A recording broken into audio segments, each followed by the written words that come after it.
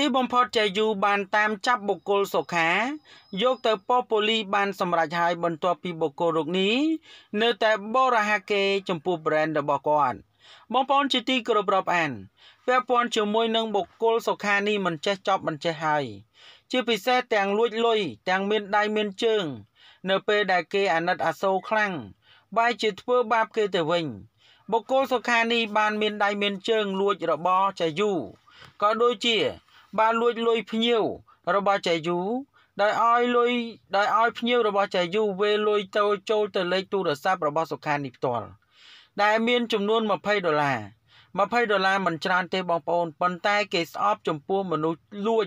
គេស្អប់ចំពោះចរិតមនុស្សចោរ$20មិនច្រើនទេប៉ុន្តែបើករណីដែលលួចគឺជារឿងមួយដែលមហាជនស្អប់បំផុតហើយករណីលួចនេះគឺជាករណីមួយដែលមិនអាចទទួលយកបានទេ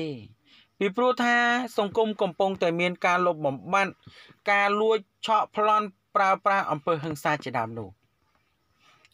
ប្រិយមិត្តប្រកាសជាទទួលជ្រាបរួចទៅហើយដែលការពីពេលថ្មីនេះបុគ្គលឈ្មោះសុខាហ៊ានធ្វើទង្វើដ៏ប្រហើន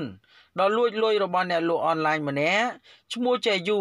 ដែលធ្វើឲ្យម្ចាស់លុយមានការខឹងសម្បារយ៉ាងខ្លាំងរហូតត្រូវបានម្ចាស់លុយទះសុខាមួយដៃបាននឹងចំណែកឯសុខានេះវិញបានត្រឹមតែឈរលើកដៃស្ទាបមុខបើព្រោះឈឺខ្លាំងទាំងដែលមិនមានភាពអៀនខ្មាសបន្តិចទាល់តែសោះរឿងរ៉ាវលុយរបស់គេដែលត្រូវបានលួចគឺមិនទាន់ចប់ផងស្រាប់តែនៅក្នុងអំឡុងពេលនោះសុខានេះហ៊ានស្រែកក្តែងតាមបណ្ដាញទំនាក់ទំនងសង្គម TikTok ដោយប្រមានប្តឹងចៃយូវិញពីបទប្រើប្រាស់អំពើហិង្សាមកលើខ្លួនគេនឹងបានបញ្ជាក់យ៉ាងច្បាស់ទៀតថាគឺមានមហាជនណាម្នាក់ដែលបានគាំទ្រចំពោះសកម្មភាពរបស់ខ្លួននៅក្នុងការប្តឹងចៃយូវិញនោះយ៉ាងណាវិញក៏ដោយ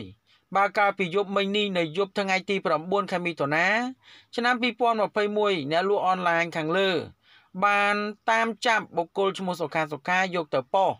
បានសម្រេចហើយក្រោយមកបុគ្គលរូបនេះនៅតែបន្តទង្វើបើគួរឲ្យស្អប់ខ្ពើមដែលបុគ្គលសុខានេះបានធ្វើការបើវាយប្រហារចំពោះ brand ដែលជាផលិតផលរបស់ចៃយូលក់បាទសិតតែលាបទៅរលួយមុខនិងខូចមុខជាដើមមិនត្រឹមតែវាយប្រហារនៅលើបណ្ដាញទំនាក់ទំនងសង្គមប៉ុណ្ណោះទេ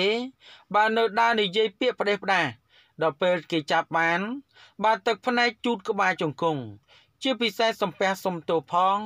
បាទសុំមិនទៅផងបាទពាក់ព័ន្ធជាមួយនឹងសុខានេះច្រើនលើកច្រើនសារទៅហើយដែលតែងតែធ្វើការបោកប្រាស់គេហើយបោកប្រាស់ទំនុកចិត្តជាបន្តបន្ទាប់ជាពិសេសលោកអឹមជីវ៉ាតែម្ដងដែលត្រូវបានសុខាបោកប្រាស់ម្ដងជា2ដងបាទបោកប្រាស់ជារៀងរហូតបោកប្រាស់ឥតលហែដោយសារអីដោយសារតែគេអាណិតគេអាសូរគេមិនចង់ធ្វើបាបប៉ុន្តែសុខានេះវិញនៅពេលដែលគេអាណិតគេអាសូរខ្លាំងបែរជាធ្វើបាបអ្នកចំពោះអាណិតខ្លួននេះជារឿងមួយដ៏គួរឲ្យសោកស្ដាយជាទីបំផុតដែលមនុស្សនេះកែលែងឡើងទៅហើយដោយចំណព័ត៌មាននេះមានប៉ុណ្ណឹងដើម្បីទទួលបាននូវព័ត៌មានថ្មីបន្ថែមទៀតសូម Subscribe និង Like